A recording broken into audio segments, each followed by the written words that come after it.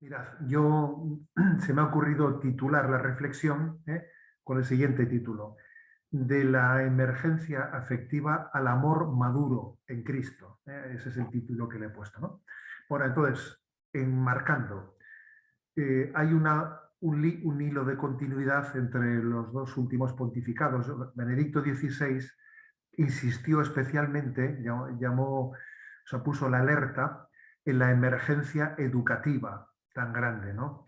Una emergencia educativa en la que el humanismo cada vez tiene menos peso, ¿eh? La educación se convierte meramente en técnica y lo estamos viendo, ¿no? Cómo se van haciendo reformas educativas en la que cada vez hay menos filosofía, menos historia, menos religión, ¿eh? Entonces las reformas educativas cada vez van quitando más cultura humanista, ¿no?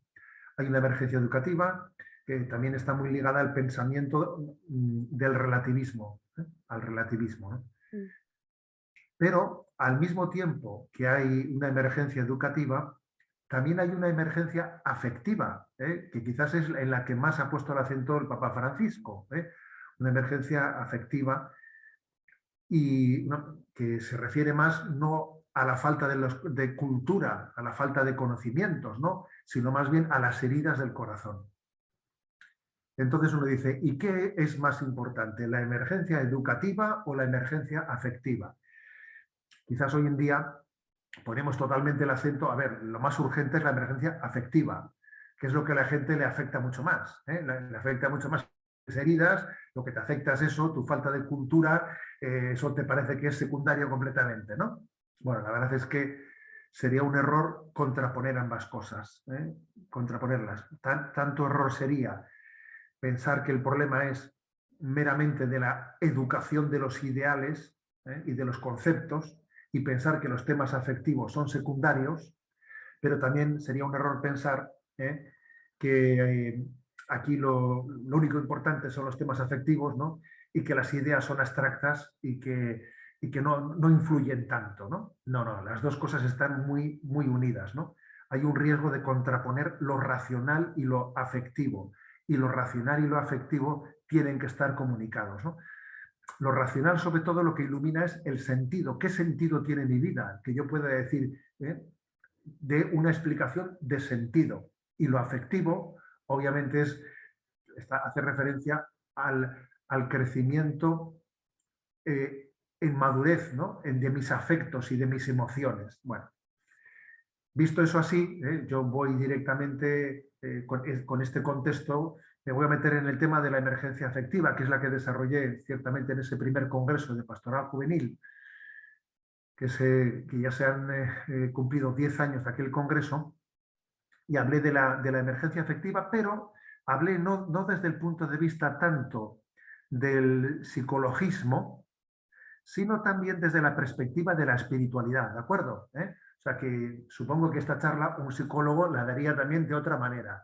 Yo la doy desde el punto de vista de la espiritualidad, la crisis afectiva desde la espiritualidad. Y vais a ver que cuando doy respuesta a esa crisis afectiva, meto también argumentos de la crisis educativa, o sea, porque no se puede responder a esa crisis, a esas heridas afectivas sin dar un sentido también, un sentido que a veces se nos ha robado, se nos ha hurtado por la crisis educativa.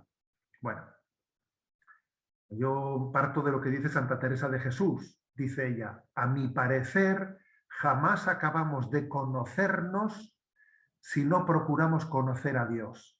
Solamente cuando conoces a Dios eres capaz de conocerte a ti mismo, ¿no? O sea, es decir, que la madurez humana solamente la vamos a conseguir desde Jesucristo, desde la gracia de Jesucristo. Bueno, y este es el marco en el que pues yo en aquel congreso me mojé, como se dice, ¿no? Me mojé y elegí tres heridas fundamentales. Tres heridas que supongo que se pueden hablar de 18, ¿sabes? Pero a la hora de describir, yo creo que es muy importante ir a lo esencial, a lo fundamental, porque nos podíamos perder. Entonces, esas tres heridas son, la primera, la del narcisismo. ¿eh? El narcisismo que se define como una incapacidad de amar a un tú distinto de tu yo. ¿eh? es la capacidad de la incapacidad, la dificultad de trascender el yo, pues que estamos siempre pues, en un continuo mirarse a sí mismo, y se queda encerrado en la autocontemplación. En la autocontemplación, que por cierto el Papa suele hablar mucho de la autorreferencialidad, estarse uno teniendo como mera referencia de sí mismo, ¿no? Claro, esta herida, el que tiene la herida del narcisismo, tiene un problema muy grave, porque claro, el Evangelio es justamente lo contrario, el Evangelio es antinarcisista, ¿eh? El Evangelio es la vocación a la donación, es la donación, es la entrega, es la entrega. Jesús es lo más contrario a un narcisista. O sea, Jesús hace oblación de su vida, oblación de su vida, incluso cuando le dice al Padre, Padre, si es posible que pase de mí este cáliz, pero que no se haga mi voluntad sino la tuya. Bueno, eso alguien que no ha sido capaz de vencer su narcisismo jamás podría decirlo, jamás podría decirlo. Entonces, el narcisismo configura mucho nuestra cultura. ¿En qué detectamos que hay narcisismo? A ver, pues en la gran en la gran hipersensibilidad que existe, todo el mundo se queja, pobrecito de mí, nadie me hace caso, pues un discurso muy victimista, que lo que quiere es que todo el mundo se fije en ti, que te diga pobrecillo, que no sé qué, que no sé cuántos, ¿no? Un discurso en el que todo tiene que girar en torno a mí. Te juntas con una persona y solamente es hablar de sí misma, o sea, no tiene ideales de los que hable, solamente es mi yo, ¿sabes? El otro día uno que me dijo, el otro día el que me dijo, no me dijo, existe y muchas veces suele estar contaminado de un victimismo, de un querer dar pena a los demás, pobrecito de mí, qué malito estoy y qué poco que me quejo. Es una especie de lamentación muy frecuente, muy frecuente. También es verdad que existe un narcisismo de tipo contrario, bueno, pues de todo me sale bien, pretender lucirse, pretender exhibirse, y bueno, también existe ese narcisismo de pretender aparentar lo que no soy, ¿sabes? Estoy hecho polvo por dentro, pero por fuera estoy queriendo, ¿no? Pues eso, pues manifestar a nivel de redes y lo que sea, pues existen los dos tipos, de manifestaciones, una de subidón y otra de bajón, ¿no? Allí comentaba en aquel congreso que a veces no existe el narcisismo de pretender ser la novia de la boda y el niño del bautizo, o lo contrario, el muerto del entierro, porque sea por decir, pobrecito de mí, o sea por decir, pero qué encantado estoy de haberme conocido a mí mismo, ¿no? Entonces, son dos expresiones del mismo narcisismo, que es yo, y no salgo de mí mismo. En el fondo estoy mendigando atención, estoy mendigando afectividad. Eso es muy propio de nuestro tiempo, de nuestro tiempo. Parte de una herida, y entonces la intento tapar de esta manera, ¿no? Entonces, a ver, ¿qué respuestas da el Evangelio a esta gran herida del narcisismo? A ver, la respuesta del Evangelio, la primera y fundamental, es fundar bien la autoestima. Porque claro, el narcisista tiene un problema de autoestima muy grande, necesita que todo el mundo le diga pobrecito, pobrecito, o qué majísimo eres, para que se aprecie a sí mismo, ¿no?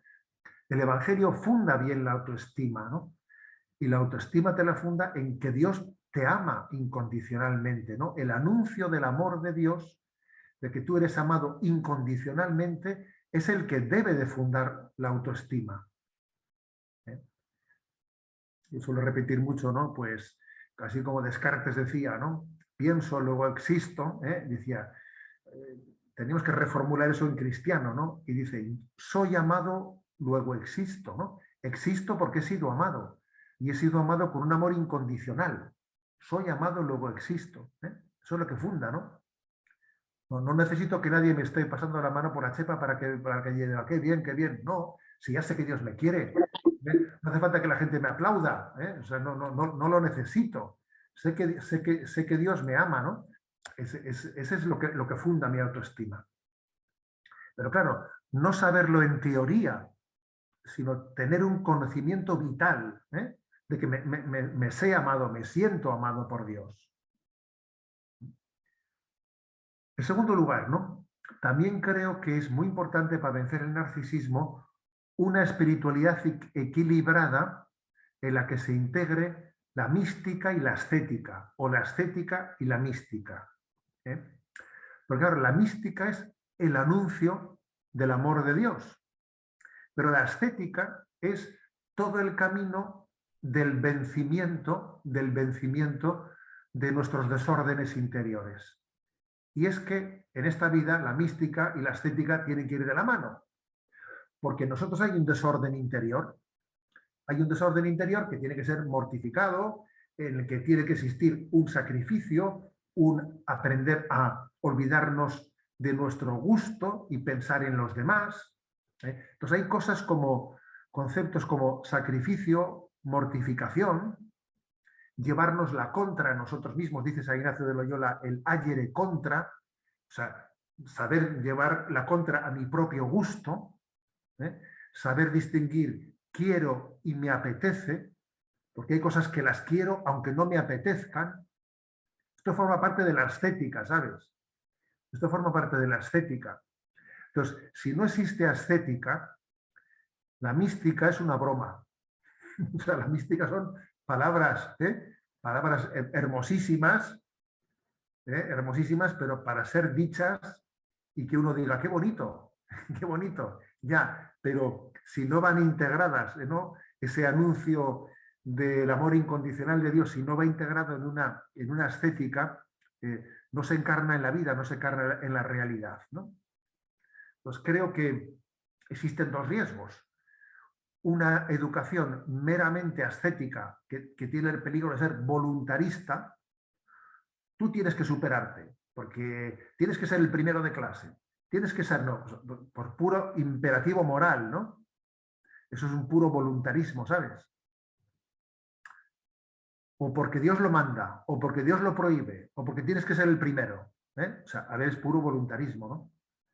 Pero también existe el riesgo contrario, que es el de decir, a ver, si Dios me ama y Dios me quiere, pues eso es lo ¿qué más dará después que mi vida sea un absoluto desorden? No, porque el amor de Dios, poner a Dios en el centro, ordena el resto de las cosas. Ordena el resto de las cosas. Luego, para vencer al narcisismo, hace falta integrar primero un anuncio del amor incondicional de Dios, pero al mismo tiempo acompañado, integrado en una vida ascética, de orden de vida, que exista un orden de vida, como os he dicho, distinguir voluntad de quiero, de me apetece, distinguirlo, ¿eh? Un ir detectando, ¿no? En nuestros desórdenes y poner pues todo, ¿no? Todo un plan de vida hacia esa ordenación en virtud de que sea el amor de Dios el que rija mi vida, el que rija mi vida, ¿no?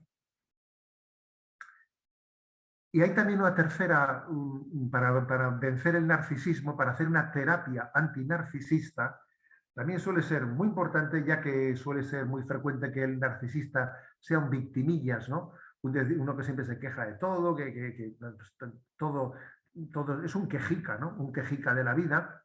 Suele ser muy bueno una terapia de choque, en plan de uno que descubra y se entregue al servicio de las verdaderas víctimas de la vida. Y así así se olvide un poco de su continua tendencia quejumbrosa, de que pobrecito de mí, etcétera, etcétera. ¿No? Yo me acuerdo que en mi adolescencia, que tuvimos también, como todo el mundo, ¿no? nuestra etapa tonta y quejándonos de todos, en una ocasión nuestros padres nos dijeron, a ver, vamos a ir el próximo fin de semana al psiquiátrico de Mondragón, ahí en el País Vasco. Y claro, el psiquiátrico era un lugar en el que veías el sufrimiento del mundo, ¿no? Para que se te quitase la tontería, ¿sabes?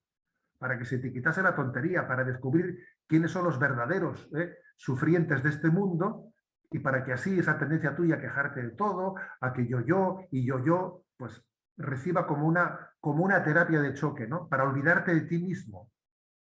Y es verdad que cuando alguien descubre que existen verdaderas víctimas, por ejemplo, ancianos abandonados a los que nadie visita, ¿eh?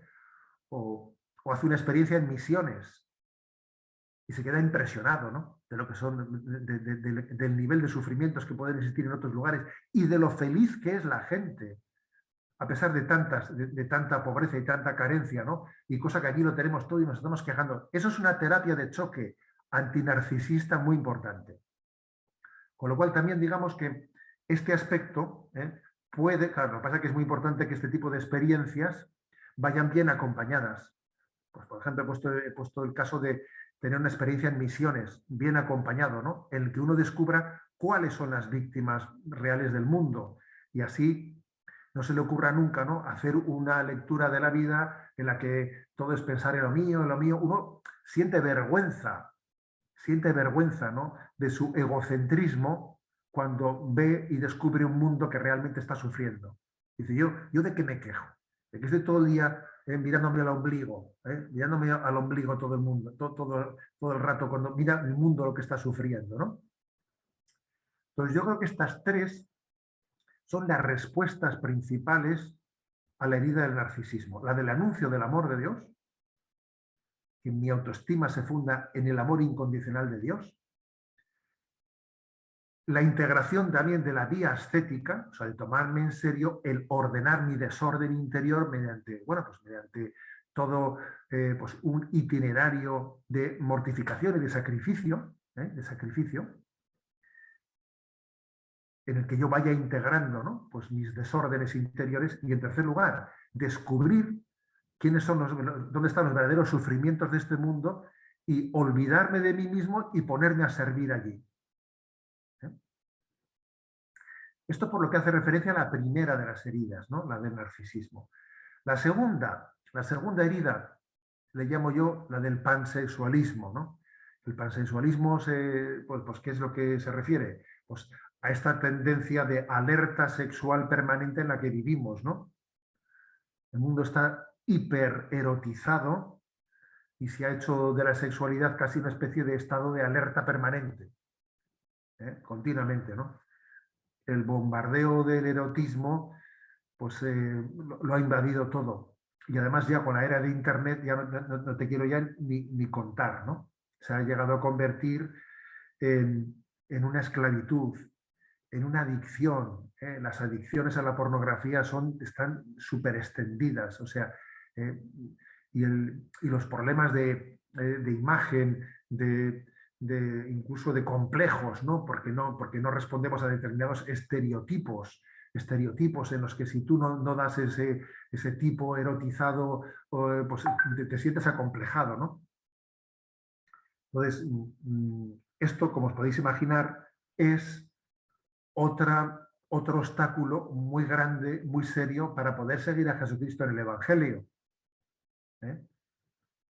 Porque, en el fondo, esa vivencia de la sexualidad enfermiza, desvinculada del amor, que es una desvinculación, ¿no? Como si una cosa fuese el sexo y otra cosa es la vocación al amor, hacen que yo me quede incapacitado para darme, para entregarme. Y además mina la autoestima, porque si una persona resulta que está continuamente, ¿no? Pues se siente esclavizado por la impureza y siente como que no tiene capacidad de ordenar la impureza, sino que la impureza le arrastra, no tiene ninguna, o sea, no se posee a sí mismo, sino que más bien es poseído por la impureza, ¿no? Eso le mina su autoestima, ¿no? Y al final tiende a perder la esperanza, porque se siente esclavizado, se siente esclavizado, ¿no?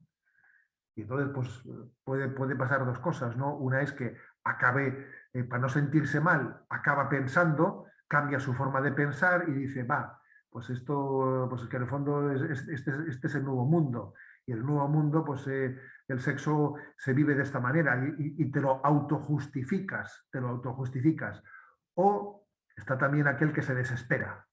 Algunos se autojustifican y otros se desesperan. Y obviamente, ¿sabes? Pues ninguna de esas soluciones es la correcta, ¿no? Sino que la correcta es la educación en la castidad, que la castidad es una virtud verdaderamente necesaria para poder vivir la libertad. Pocas virtudes son más necesarias ¿eh? para poder descubrir lo que es la vocación a la libertad. Entonces, pues eso supone poner los medios necesarios, ¿sabes? Poner los medios necesarios para que esa vocación a la castidad sea posible, ¿no? Y el primer medio necesario es, ni más ni menos, el primer medio necesario, el descubrir el sentido de la sexualidad. O sea, ser capaz de dar razón de nuestra fe, de lo que es la sexualidad, de entender de cómo hemos sido creados por Dios como seres sexuados y que la sexualidad es un vehículo de expresión de amor abierto a la entrega, a la transmisión de la vida, a la generación de la vida, al mismo tiempo que forma parte de tu propia identidad personal, masculina o femenina, o sea, descubrir el sentido de la sexualidad. Y al mismo tiempo que es importante descubrir el sentido, también es importantísimo, pues por ejemplo, que uno diga, a ver, necesito también que mis afectos sepan descansar en el Señor, o sea, que mi oración haga que yo tenga una paz interior, una serenidad en que mis afectos sepa descansarlos en Cristo, que mi afectividad se sepa apoyar en Cristo y que sepa recurrir a los sacramentos, al de la Eucaristía y al sacramento de la confesión y al acompañamiento espiritual y al acompañamiento y a la devoción a la Virgen María, o sea, toda una serie de medios para que la educación en la castidad sea posible. Entre ellos también están los cursos de formación afectivo-sexual, que fijaros, en un tiempo, igual, pues nuestros mayores no necesitaban tanto, ¿no? Pues, bueno, o no necesitaron, o no fueron conscientes de que lo necesitaban, no lo sé. Pero en este momento los cursos de formación afectivo-sexual son muy necesarios. Seguro que los habéis también tenido en vuestras etapas formativas, ¿no? O sea, cursos para aprender a conocerse y saber distinguir las emociones, ¿no?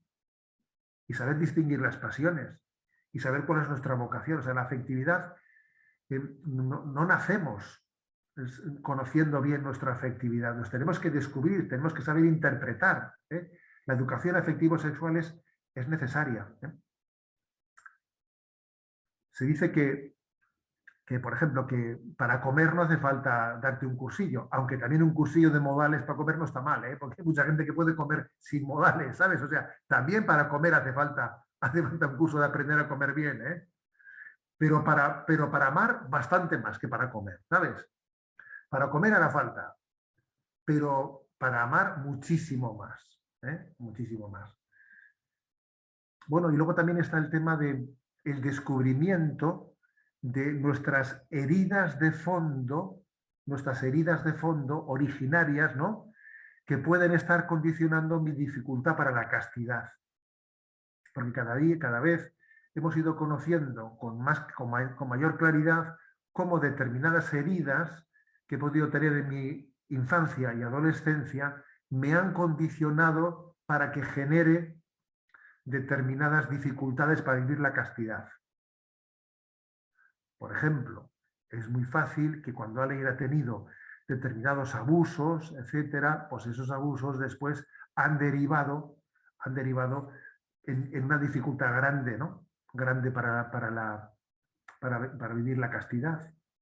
O cuando ha tenido una identificación con la figura paterna o la figura materna, no ha tenido una identificación gozosa, equilibrada, madura, le pueda faltar, ¿no?, la referencia paterna o la referencia materna, y eso también le ha podido generar problemas de tipo afectivo, problemas de identidad sexual, ¿sabes? Hoy en día tenemos bastante conciencia de que muchos problemas en la castidad tienen su origen en las heridas afectivas que hemos tenido. Con lo cual el tema del acompañamiento espiritual es clave. Es clave, pues, para poder vivir la virtud de la castidad en toda su integridad. Y en tercer lugar, En tercer lugar, la tercera herida, ¿no? He dicho la primera, la del narcisismo. La segunda, la del pansexualismo. Y la tercera, la de la desconfianza. La de la desconfianza. A ver, el síndrome de la desconfianza es la de decir, no me fío de nadie. Aquí cada uno va a lo suyo. A mí yo tengo muchas experiencias malas acumuladas. Me fié de un amigo y me la jugó. Mis padres me fallaron. En esta vida no te puedes fiar de nadie. ¿Eh? Entonces te encierras en tu soledad y eres como un gatito herido que se pone en un rincón, que incluso cuando alguien va a intentar ayudarle le hace fu, ¿sabes? Y no se fía de nadie.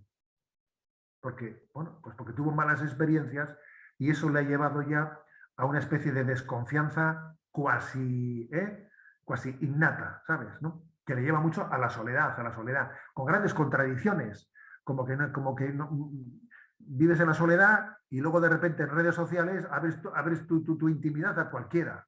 ¿Eh?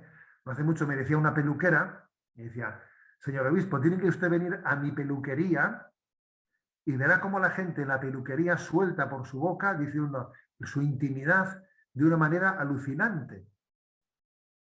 Pero esto ¿sabéis por qué es? Es el efecto rebote de que uno no se fía de nadie, vive aislado, y claro, como es imposible que el hombre viva aislado, luego suelta las cosas por Facebook, ¿sabes? O sea, o por no sé qué, ¿eh? O por TikTok, ¿eh? Es una contradicción. Porque, claro, el hombre ha sido creado para tener que confiar. Y cuando no confías equilibradamente, pues entonces de repente tu intimidad no sabes ni cómo abrirla.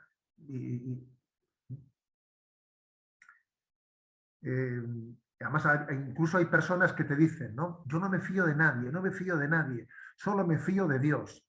Y cuando alguien me dice eso, digo, madre mía, qué peligro, ¿eh? Qué peligro que alguien diga, yo no me fío de nadie, solo me fío de Dios.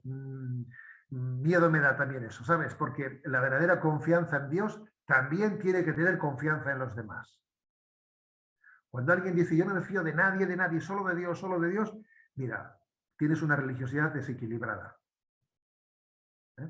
Porque Dios no acepta ese falso refugio en Él, ¿sabes? ¿No? Dios quiere que aprendas a confiar en los demás. ¿Eh? Entonces, ¿cómo se sana esta herida de la desconfianza? Bueno, yo diría, pues primero con una experiencia de amistad cristiana, que yo creo que eso en el fondo es la experiencia de comunión en el seno de la iglesia. ¿Eh? En el seno de la iglesia también aprendemos, ¿no? Tenemos una experiencia vosotros la tenéis, porque de hecho aquí estamos teniendo este encuentro en el que hay personas con las que puedo compartir mis ideales, a las que sentirlos verdaderamente amigos, ¿no?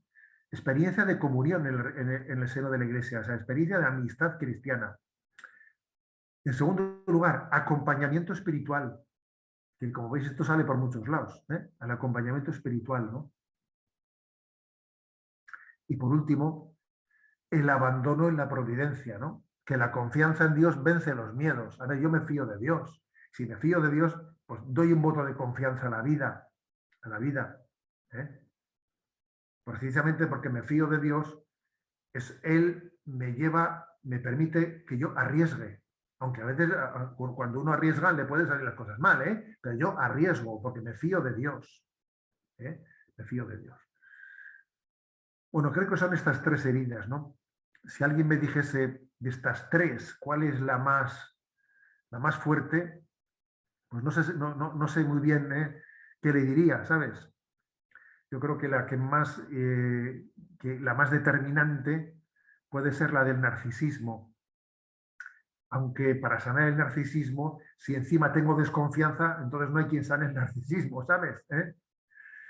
Pero muchas veces el narcisismo deriva en el pansexualismo, ¿sabes? En el pansexualismo. O también hay gente que es esclava del sexo, que eso le hace narcisista. O sea que es muy difícil saber por cuál de los tres ángulos de este triángulo viene el mal. porque los tres ángulos de este triángulo están muy unidos: el narcisismo, el pansexualismo y la desconfianza. Son tres ángulos que interactúan entre ellos. Puede haber personas en los que pues, uno de los ángulos es más visible que los otros, pero lo típico es que los tres vayan de la mano. Bueno, hay una paradoja, y es que estas tres heridas afectivas impiden amar y solo se pueden sanar amando. Entonces, madre mía, vaya lío es esto. Estas heridas me impiden amar y solo se pueden sanar amando. Pues sí, por eso el tema es fuerte, y requiere una terapia de choque. La persona madura es la que tiene dos certezas. Primera, la conciencia de ser amado, y segunda, la vocación a amar. Eso es lo que en el fondo es el termómetro de una persona madura. Tiene dos cosas bien claras: la conciencia de ser amado, que funda su autoestima y le da seguridad, y su vocación a amar, a la donación, que sabe que él es feliz cuando se entrega, y si no, no es feliz. Entonces, la persona madura es el que ordena su vida haciendo depender todas las cosas de estas dos certezas que os he dicho. Cuando alguien dice, a ver, yo voy a ordenar el resto de las cosas al servicio de estas dos certezas. Entonces, ¿no? Venciendo los falsos apegos, ¿no? Esa es la persona madura, ¿no? Que se da cuenta de que tiene que hacer una opción, que es o amar, o de lo contrario se buscan falsas compensaciones. O amas o buscas falsas compensaciones, ¿no? ¿Y qué tipo, cuáles suelen ser esas falsas compensaciones? Por ejemplo, una afectividad apegada. Estás con una persona con un grado de posesión o de celos, ¿sabes? De celos, que la tienes asfixiada. Las típicas personas súper celosas, ¿no? Que casi son una lapa. Una lapa. Eso es una compensación. ¿Sabes? Es como que alguien que no sabe amar y se busca una compensación. Otra compensación suele ser, como no sé amar, lo que hago es afirmar mi yo, y es una ansia de poder y una ansia de quedar por encima de todo el mundo. Y entonces es, o sea, afirmarme a mí mismo siendo pues un prepotente. Y te digo yo que detrás de eso hay un no saber amar. Estás buscando, como no sabes amar, te has buscado la compensación de ser un prepotente, un tío que estás buscando una falsa seguridad, ¿no? Como si tú siendo un prepotente no necesitas amar, necesitas amar. Por muy prepotente que seas, eso es una falsa compensación. Tercera falsa compensación. El que se tiene que autorrealizar haciendo montones de carreras, másters, títulos, no sé qué, ¿entiendes? ¿No? El típico que, claro, que como no tiene la experiencia de amar, de ser amado y de amar, por lo menos voy a intentar llenar de títulos toda la habitación, ¿sabes? ¿No? Venga, hay títulos y más títulos y más títulos, y en el fondo con una especie de carrierismo, hacer de la vida una carrera en la que teniendo yo pues todos los cursos habidos y por haber hechos, me compense el que no amo ni soy amado. Es un desastre. Pero los hay muchos, ¿eh? Los hay muchos que también están atrapados en eso, ¿sabes? En cuarto lugar, otro tipo de compensación también es la agresividad. Ojo, que hay gente que es súper agresiva. Súper agresiva. Acércate a Twitter y lo verás. O sea, que es que vamos, te acercas a Twitter y ves que ahí, pero bueno, pero es que te sueltan unas que dice uno, pero bueno, pero esta gente pero ¿qué problema tiene? Pues que no tiene claras esas dos certezas. La de ser amado y la de amar. Entonces, como no las tiene claras, ¿Qué compensación se busca? Agredir tú, agredir. Y a ver si soy más agresivo. Detrás de esa agresión, de esa agresividad, te digo yo que se esconde la incapacidad de amar. Quinta compensación, la de los desequilibrios sexuales, claro. Esa es otra. Pues vivir en la absoluta promiscuidad, que puede ser, bueno, pues aquí esto es un serial, con adicciones de todo tipo, adicciones a la prostitución, montones de cosas que en el fondo, pues ya dice, pues, ya sabéis que pone una peli que dice, ¿no? ¿Por qué le llaman amor si en realidad quiere decir sexo? Pues entonces, pues, como el título de la película, ¿sabes? Pues estás buscando una compensación. Y en el fondo, pues yo creo que este tipo, ¿no? Este tipo de compensaciones tienen que ser detectadas. Hay que detectarlas, hay que desenmascararlas. Hay que darse cuenta que detrás de ellas está, pues está la incapacidad de descubrir esas dos grandes certezas, ¿no? La conciencia de ser amado y, en segundo lugar, mi vocación a amar. Entonces, ¿cuál es la clave para luchar contra estas falsas compensaciones? Pues a ver, sin duda alguna, luchar contra la mediocridad, contra la tibieza, contra la tibieza. 4 claves las voy a dar, ¿no? 4 claves, que son, ¿eh? las da Amadeo Cintini en uno de sus libros.